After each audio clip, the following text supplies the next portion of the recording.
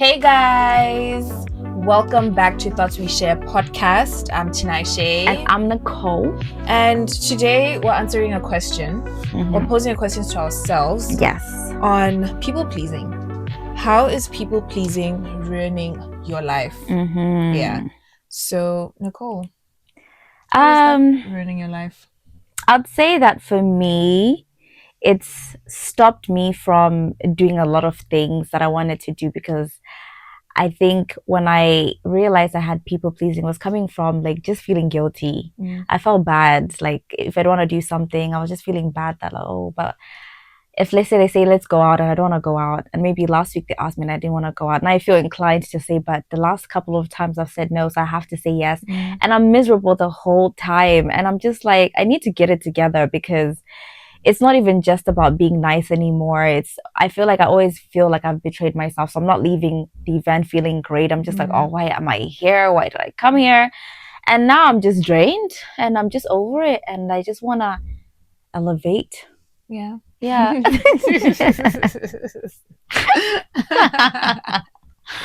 Okay. She wants to elevate. Cool. I think many people can relate to that. I can definitely, especially the betrayal part, that you'll be invited somewhere or someone tells you to do something that you don't necessarily want to do, but then you do it anyway out of either respect, out of duty as a child, as a sibling in a family, out of duty as a friend, because you feel like, oh, I can't let them down. And this happens a lot. I know this one time it was my friend's birthday and everyone wanted to go home, including the birthday person, but they didn't go home.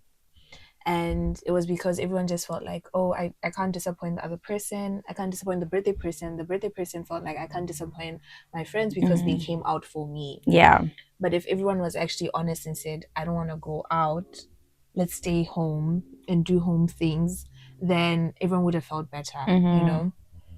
So that happens a lot. In my own personal experience is just growing up, I just always felt like I have to do what my parents say. Yeah. And I depended a lot on them to make decisions for me. So now when it was time to make my own decisions and do my own things, it became quite difficult to navigate that space without feeling like, oh, I'm gonna hurt their feelings. Yeah.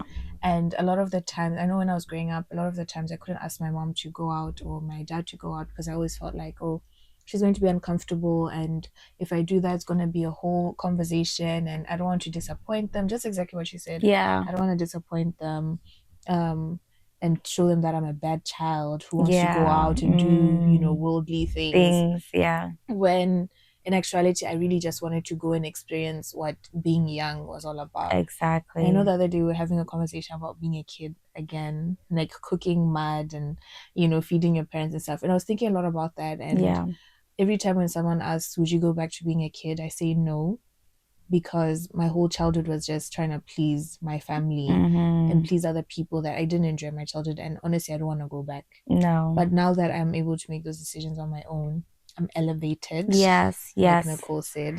And I'd rather be here because I can decide and say, no, I don't want to go anywhere. Or yes, I want to when I want to. Exactly. And I feel that growing up in an African home, especially I grew up in a very strict Christian, traditional African home, where like I think that's where people pleasing kind of stems from. So it's like you want to do something, but then like if they've already said no a couple of times, now you feel like whatever they've said you should be doing. Like for instance, I like watching action movies and people are just fighting and stuff like that, because it was action, it's fun, right? And I remember living with my aunt. She was like, no, like, what are you going to learn from this? Like, what does this teach you and stuff? And it became a point where like I always used to watch those kind of things when she wasn't home. So it's like we were all watching TV and she wasn't home, watching at the window. Is she here? Is she not? And then the moment she came, we would run fast, switch off the TV, take out the CD and hide it behind the TV. And then put on something that we knew she, I guess, would like us watching. I was sat there acting like we were watching this whole thing all the time. And then it just leads to pretense. Like growing up the whole time is just pretense, that if they even found out, because I remember the other time when I was in school and I got caught for sending a love letter to this guy I had a crush on. I was literally, I think I was 12. Yeah, before I went to high school, I got caught sending a love letter to this guy that I had a crush on. And we had a couple of little crush letters that we'd Yeah, back and written to each forth. other. Yeah.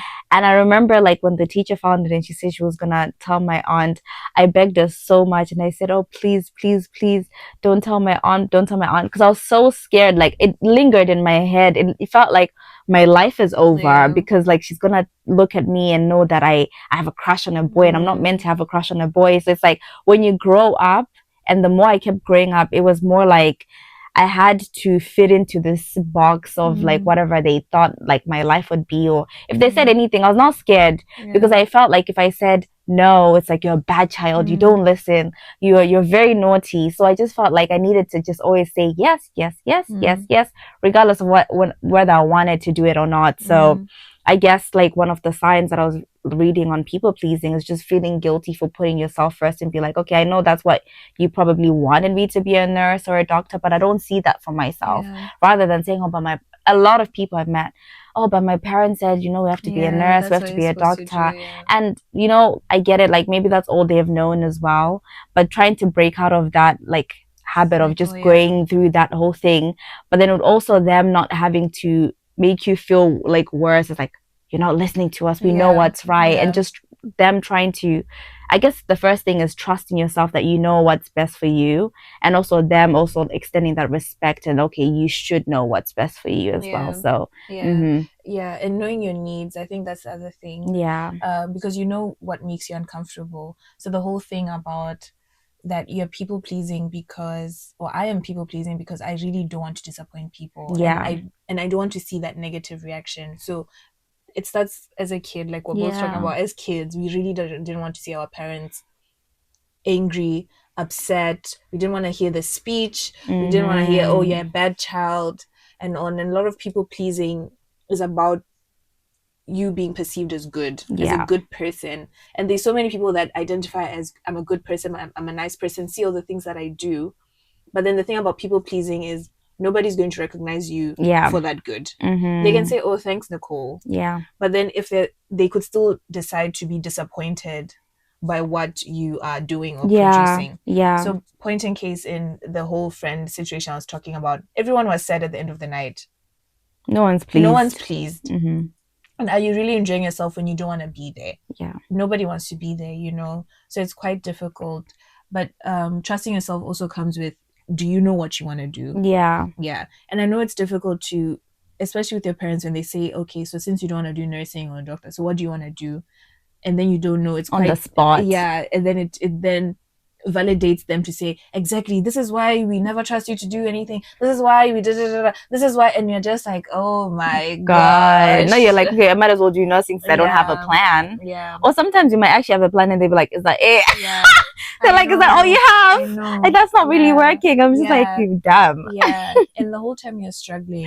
But also in friendships, I think the going out thing, that you do want to go out with your friends, like you love them, you want to hang out with them, but then situations come in when it's now after a certain time and the vibes are dying down for you personally, and then there's that pressure to say, oh, but let's go to a second location, let's go to this person's house, let's go to this thing, and you don't want to. How do you then navigate that? Because those are your friends, those are people you care about. You don't want to disappoint them. You don't want them to feel like you're never around. You never hang out with them. You're not giving them your time. But at the same time, like, you're tired, bro. And even if you're not tired, you just want to go home. You just want to go home, and that's fine. Like, as you should. Like, listen to yourself. You want to go home, just literally go home. And I think it's just sometimes, like, especially because I remember it was someone's birthday recently, and I was having a horrible time. Like, I actually just wanted to go home, and I felt like, okay, I think, to be fair, I feel like there's a borderline. So, like, for instance, I hate games night. I hate that with all my heart. Like, I feel anxious when someone says, let's play games or let's do an activity. I don't want to do an activity. However, I was trying to figure out, because obviously I'm trying to, like, not be people pleasing or doing things that I don't necessarily want. But then I also was wondering, because at that point I felt like, because it's her birthday, Like, it's not like she's asking me on a normal day. Do you know what I mean? Like, it's not like just let's go out for whatever. It's her day, her special day, and that's what she likes. So I almost felt inclined to be like, I need to take one for the team because it's her day. It's not about me today. It's her But day. that's so people pleasing. I know. Yeah, because like, fine, it's her birthday, fine. But would you rather have a guest who is feeling sorry for you that it's your birthday? Because it's not coming from a genuine happy place. Because if you're excited to be there, you'll stay there. So you feel sorry for her that you are leaving, right?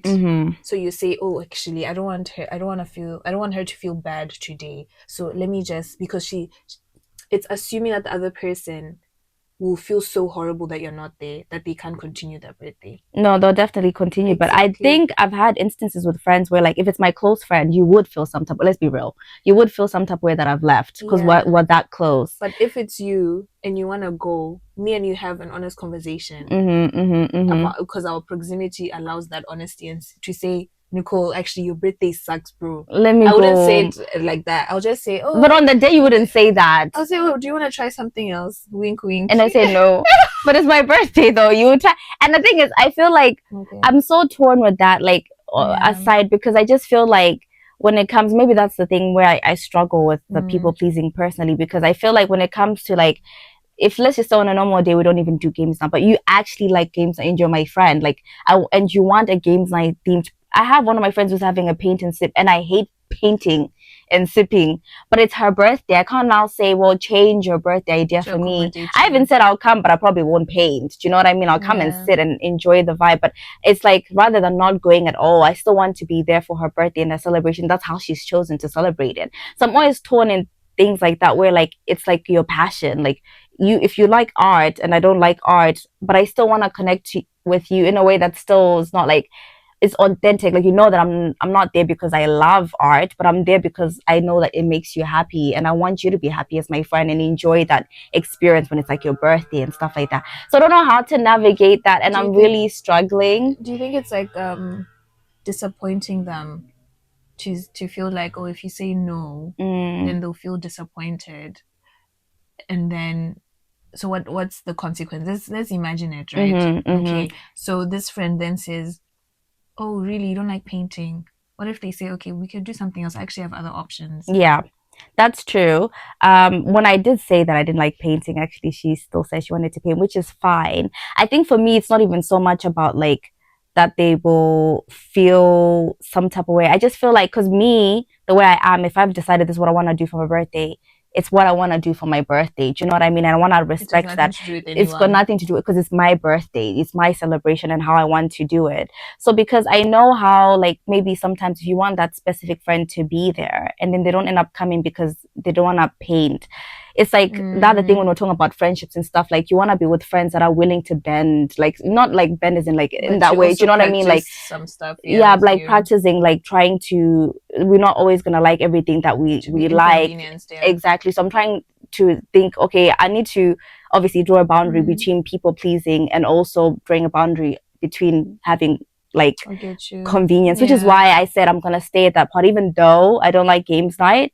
I'm gonna play one or two. Yeah, exactly. I was enjoying just chilling there. I was like, let me just chill so that she can feel great about her day, because at that point she was already, like, stressed about everyone saying, are you guys having a good time though? Are you guys having a good time? And I just didn't want to stress her more and make her feel like, oh my god, this plan that I did, like, no one likes it, because I just personally did. I think everyone else was having a great time, so I didn't want it to feel like, because I know also with friends, some friends really take it to heart, like, is this something I did? And I was just like, it's not, if it's her birthday, like, I don't even want her to feel like, wait, I get what but and I feel like, woof, I don't even know if that's people pleasing. I think it kind of is, but also so, conveniencing myself for the sake of my friends' happiness because it's their day, because I know how I would feel and I don't want to feel like some type of way. You know, sometimes you can't help it, even though someone's being honest, it kind of takes a little bit, like, it's like achy, you know what I mean? I get you.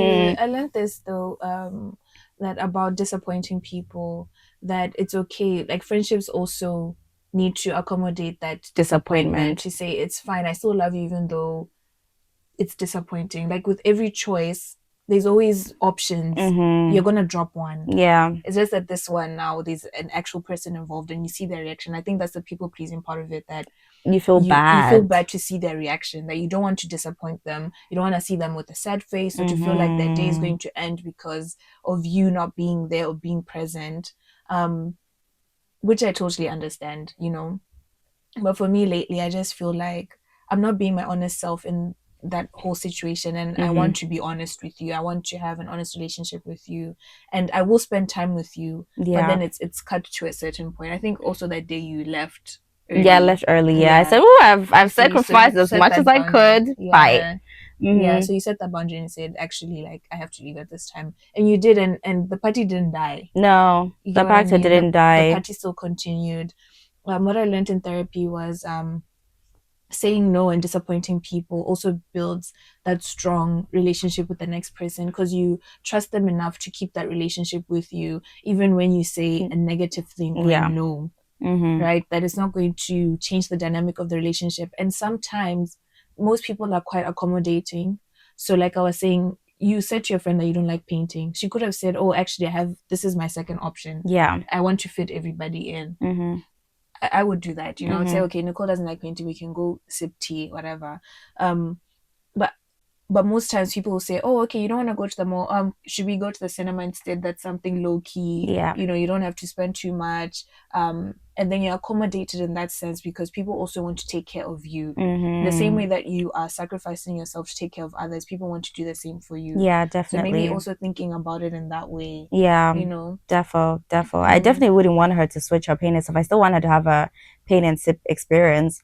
It's just knowing that I'll be there for your paint and sip, but I'm not painting. Yeah. I think that's where my boundary is. It's like if things like, if you want to do games night, I'll come to the games night, but I'm not playing You don't wanna, games. Like, you know, and yeah. I'll sit and And you'll watch you guys take play pictures games. of I'll take others, pictures, you we'll laugh, know. we'll giggle, but I don't want Yeah. to, because I feel like for me, it's the act of doing the thing that I said I didn't want to do that makes me miserable. If I went and I just chilled in the room, I'm actually great. The moment I start playing that game, I'm just thinking to myself, but I really don't even want to play this game. Yeah. Now I'm actually miserable, which ties into one of the other signs that I heard, that it's about like suppressing your opinions to avoid Yeah. like upsetting other Yeah. people. And I think that's what it was before. But when I was listening to this guy called Dr.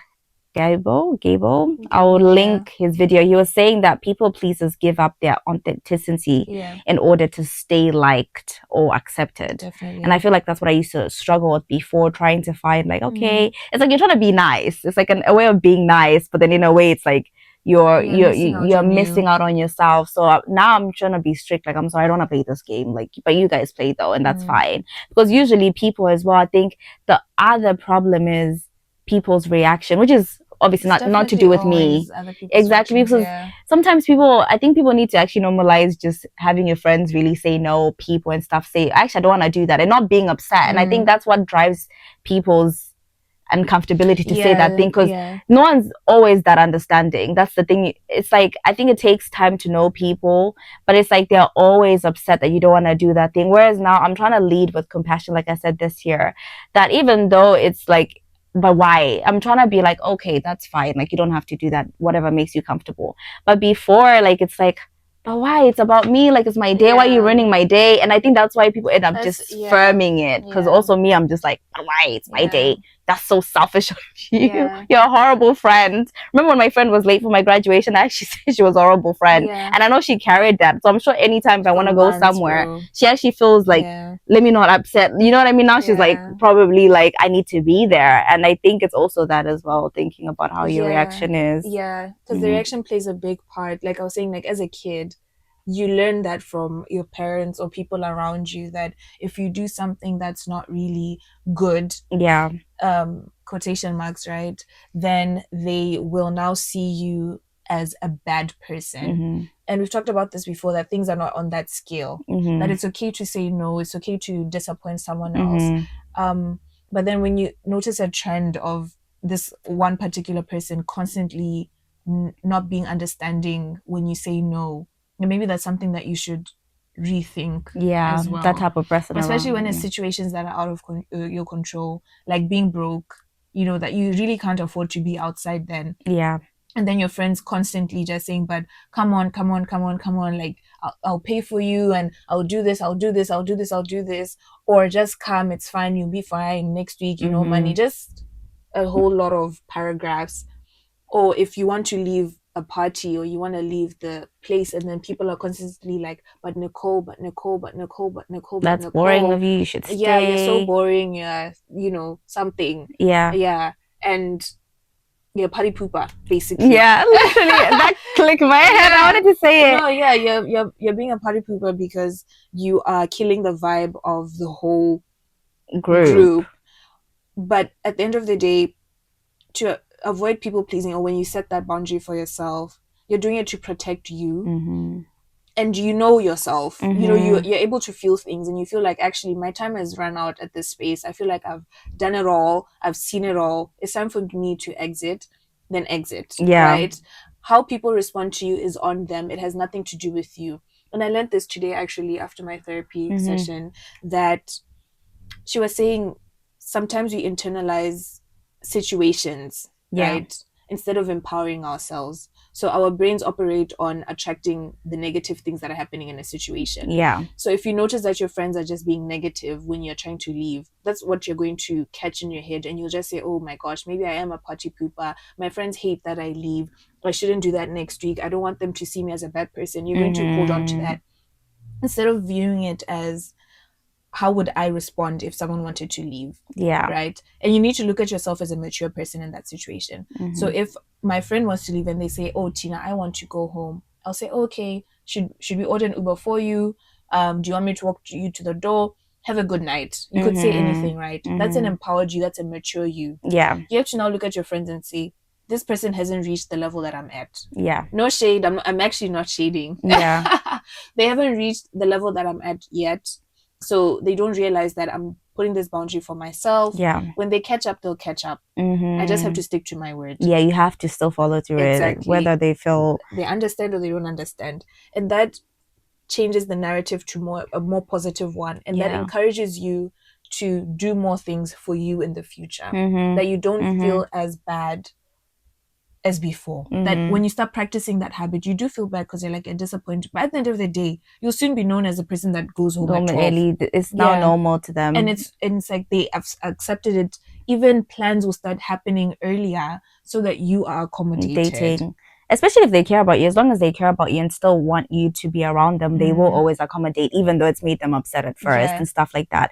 So, and also just remembering that it's possible to be a good person and still say no, and you know, and just put yourself first. That's very, very, very normal, and that's fine. Actually, it's even encouraged that, like, you need to be able to tolerate the feelings that come with saying no, if it means that you're gonna have to be feeling guilty, or you feel like you've disappointed someone, or you're feeling uncomfortable. They're saying that you have to sit in those feelings. And they said that the best way to deal with, maybe your friends are kind of like, oh, you're party poopa, da, da, da, da, da.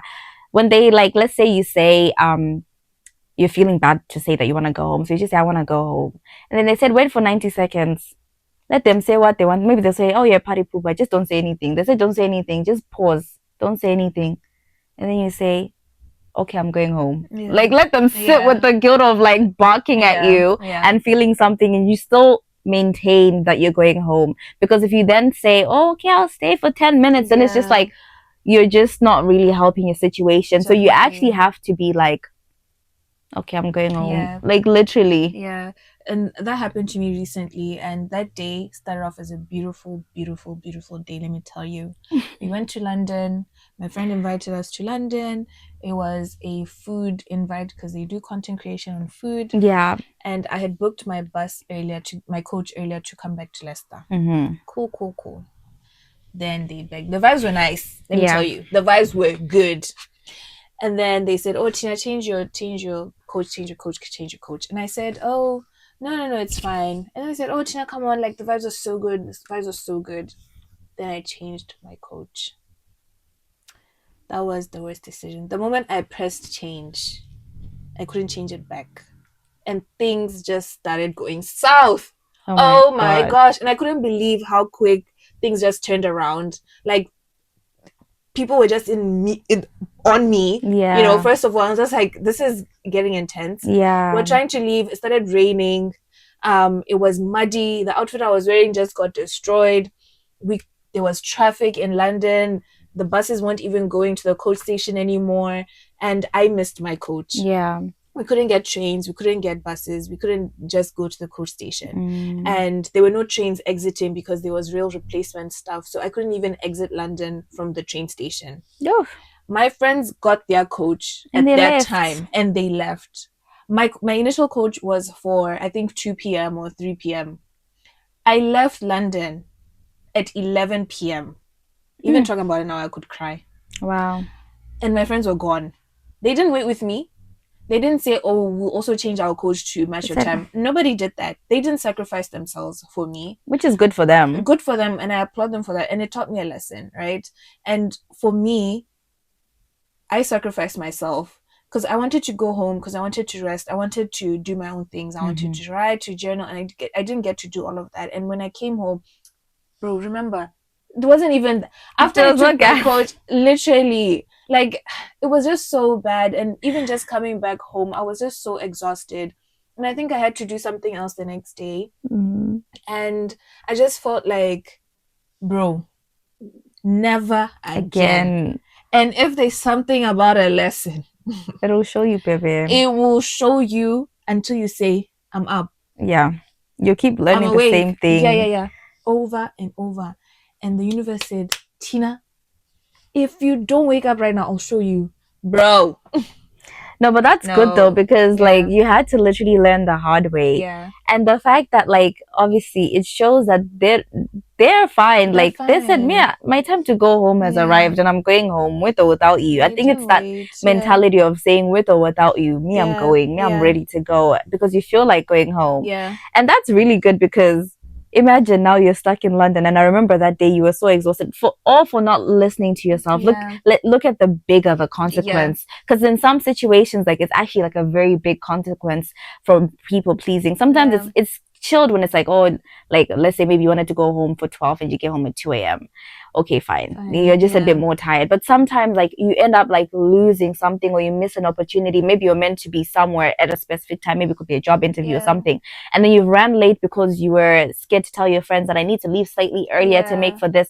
So it's just one of those things where, like, sometimes it then ties into things that are actually really, really important, which is why we're stressing why you shouldn't really be like... No, at all. Exactly. And I read somewhere it was saying that, like, people pleasing is also a form of manipulation. Definitely. And it says that you're not manipulating out of malicious. Like, it's not like you're intending to manipulate people, but it's like trying to control how people view you and perceive you, and how, like, who they think you are versus who you actually are. So it's like you want them to think you're not a party pooper. You want them to think, well, I'm here, guys, I'm here for the fun. But your real self, okay, not that you're a party pooper, but your real self wants to go home and be home at 12. Like, you stress this enough that you want to be home at 12. But then because we're stretching, and I used to stretch last year.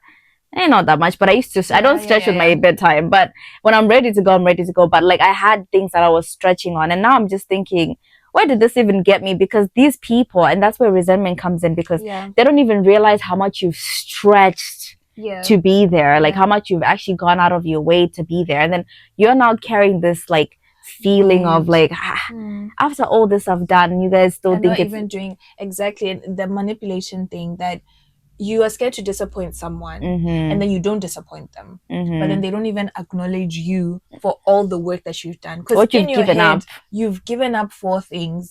They only see the end result, that you are here and you want to be here, full stop. They're not gonna thank you. It's exactly how my friends got on their coach.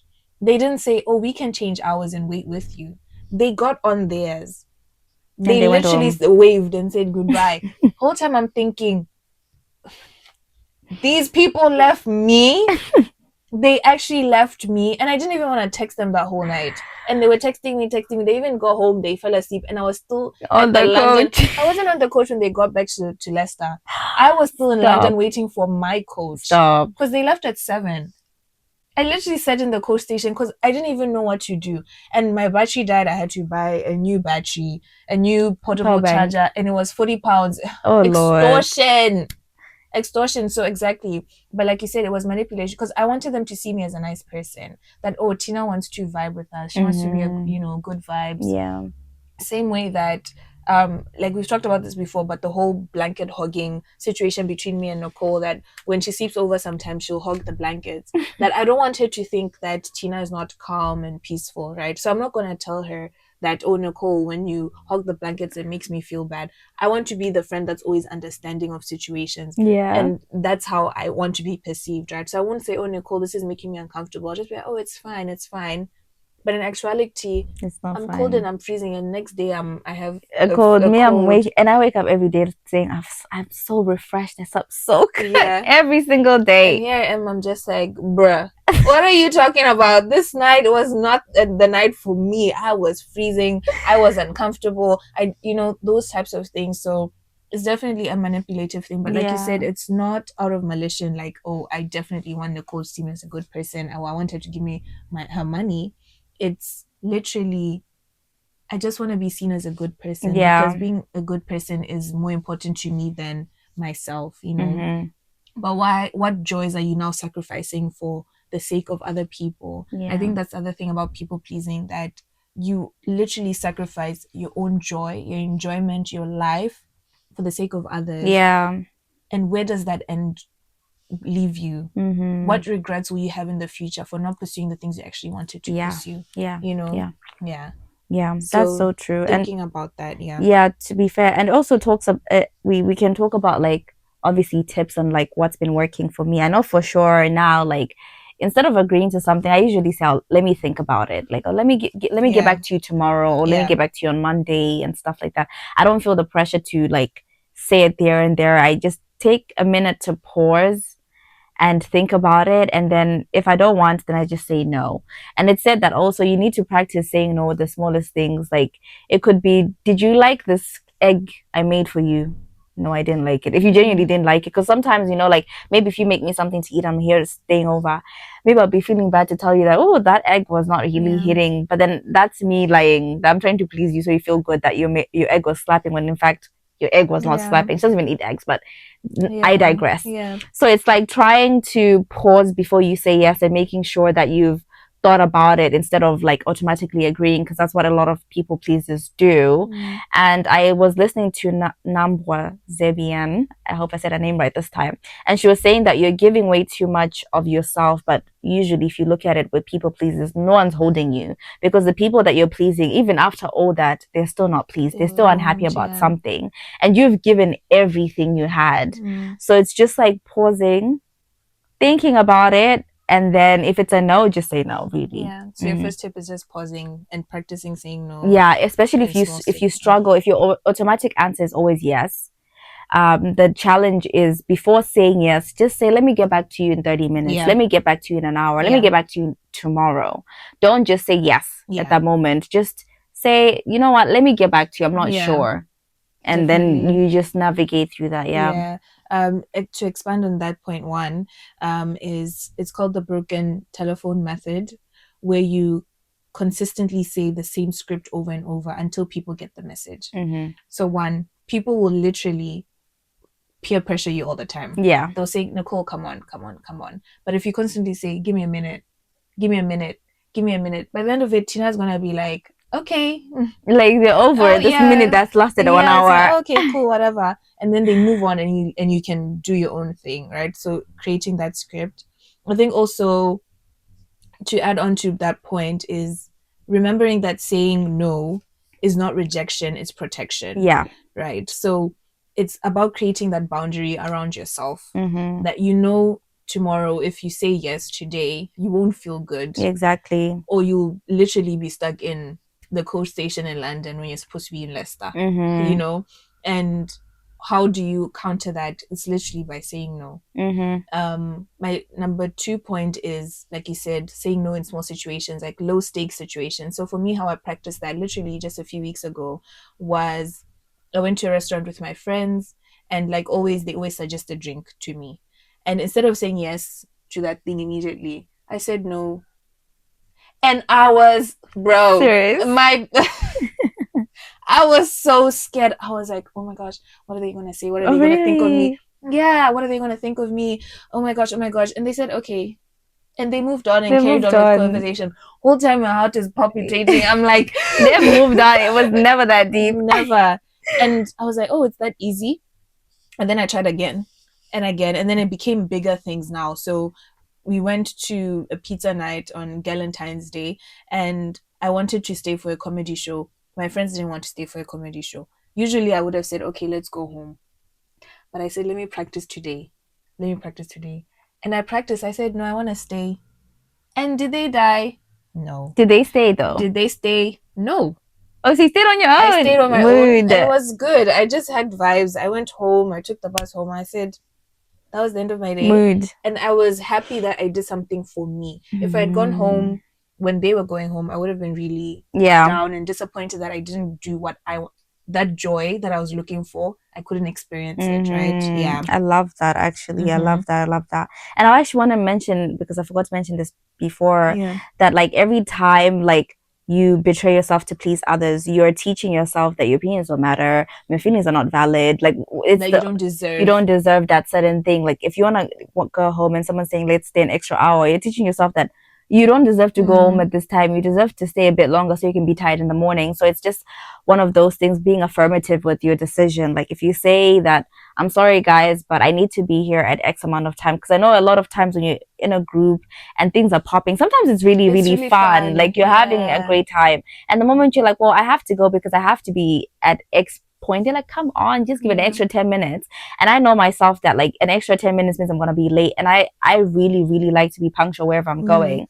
So it's like the moment I just stay and say okay, and then I'm late, I'm just always asking myself, but you know you're a punctual person, like why are you like doing this when you know that's something that really icks you out? And they're literally going about their lives, enjoying themselves as they should, like good for them. But it's also challenging me to be uncomfortable and be like, well, you know what, like I'm sorry, but I have to go. You stay and have fun, because they're gonna stay and have fun regardless whether you're there or not. They're gonna stay. She stayed and went to a comedy show whether you want to go or not. Like do your thing.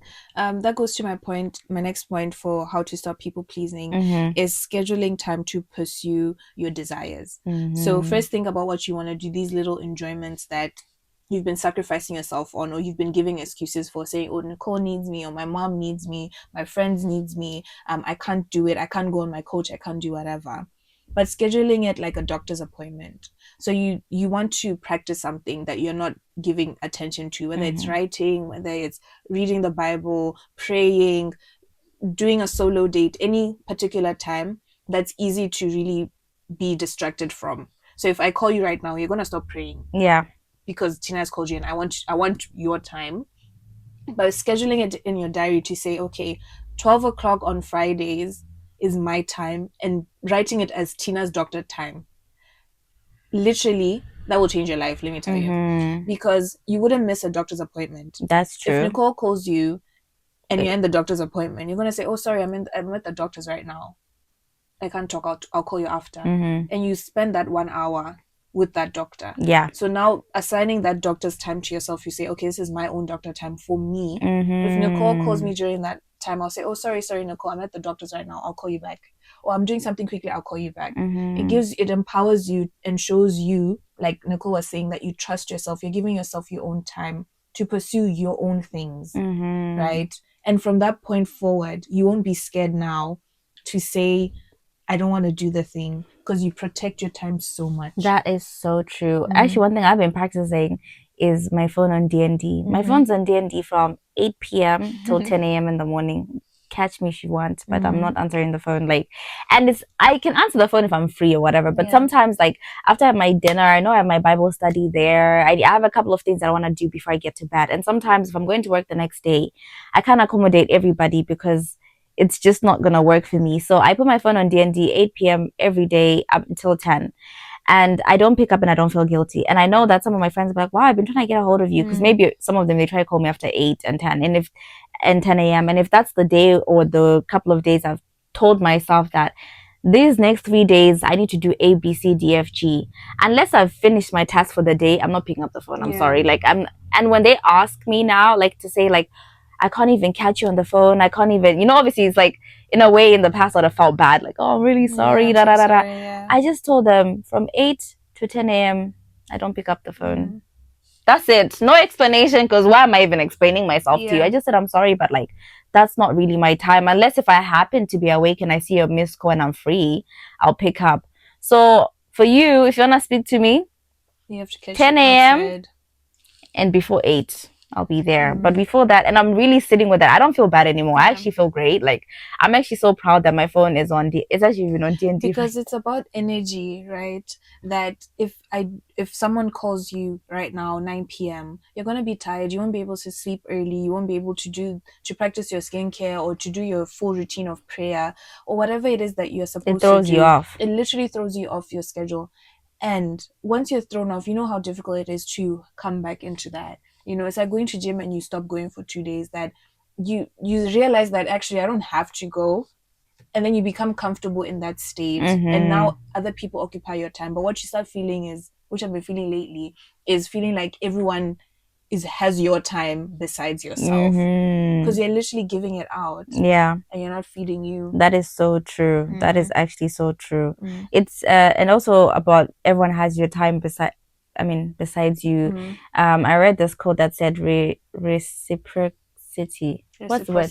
That word. Reciprocity is absent in people pleasing. So it means that, like, as much as you're giving, like, I'm sure that person that's trying to call me every second and every day, bless them, me, I'm not calling them because I already have my own set boundaries that I've set to myself. Like, okay, well, if my time is up, my time is up. Do you know what I mean? Like, I'm not gonna bend for anyone anymore. I have my thing and my goal. There's things I want to do this year, and I feel like I just want to be a bit more strict. And being a bit more strict means I have to say no a lot of the times, like all the time. And I know one of my other friends, she said, well, you're in Leicester, why didn't you, like, let me know? I'm in Leicester for job. Who's gonna do this podcast for you guys? I'm here for job. I'm not here for fun. Do you get what I mean? So I can't be there. And I know she said that I was being a bad friend, and I was like, oh, kiki. But did I feel bad? I really didn't feel bad because obviously I'm here for job. Do you know what I mean? Like, on another time, on another day, you know, when I'm free, of course I'll come. You know, we can meet up. But, like, I'm not gonna feel bad anymore. Do you know what I mean? Because I'm here for myself. I'm here for something I'm passionate about. It's not obviously me and Tina are friends, and it's always a good time being here. But the main thing is I'm here to step forward into my purpose. Do you know what I mean? So I have to really take that seriously rather than gisting. And I really love gisting with my friends, don't get me wrong, but I just need to be a bit more strict this year and more no's than yes. Disciplined, yeah. Because for me personally, like this week, I have been feeling like I've been giving everyone my time. And I asked for a day off for Tuesday at work. I know it's just a random Tuesday. This coming Tuesday. I'm not going to be doing anything. Don't even pick up your phone. Literally, because sometimes when I take days off from work, I stay at work. Even this morning, I was working and I texted my colleague and she was like, Tina, like, rest. Like, literally rest. And I said, okay, cool. I heard you loud and clear. Because it consumes me. I don't even realize that I'm not even giving myself my time. I'm giving it to the business, to the company. And then at the end of the day, I'll be crying to Nicole saying, Nicole, I have so many responsibilities. I don't know what to do. When it's literally me. So moving forward, I actually don't want to do that anymore because I'm tired. I'm so tired that I can't do things for me, and I don't want to ever be that person. To be fair, this is actually unserious, but I just want to say this. I'd rather be lazy for myself. That's one thing. I'd rather, like, for me, sometimes even when my phone's on D&D, it's not that I'm even busy. I'm doing nothing. I'm sitting in my bed, eating my dried apricots and watching RuPaul's Drag Race. Like, I'm having a time of my life. Like, it's not like I'm doing...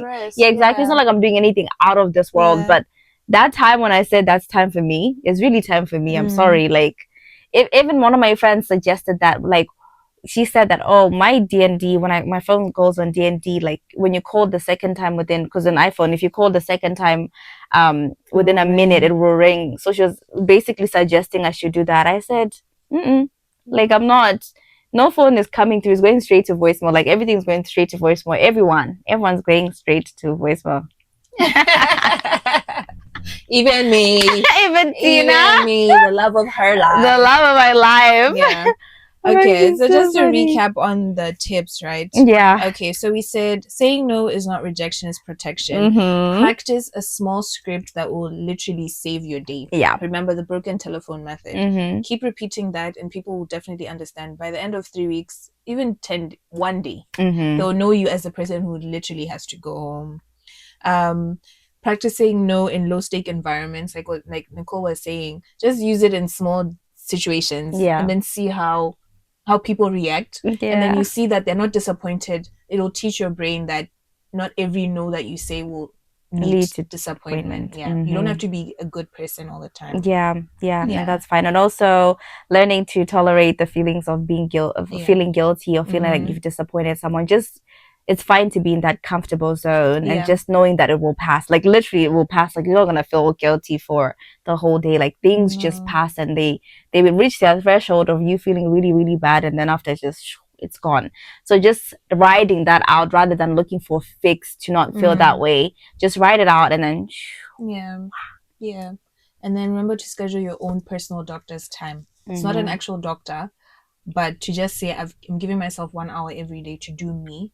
And that's it. No phone calls, no nothing, just you. And see how that transforms you. Yeah. Yeah. So, yeah. That was lovely. That was lovely, guys. Thank you guys for watching. Please do like, subscribe, and share with your loved ones. And we really appreciate the feedback that we've been getting. We've been getting really cute feedback, you guys. And it's really been really nice to hear that you guys are resonating with what we're saying. And we really, really appreciate it. So these are the thoughts we share. Catch you guys next time. I'm Nicole. And I'm Tinashe. Thank you so much.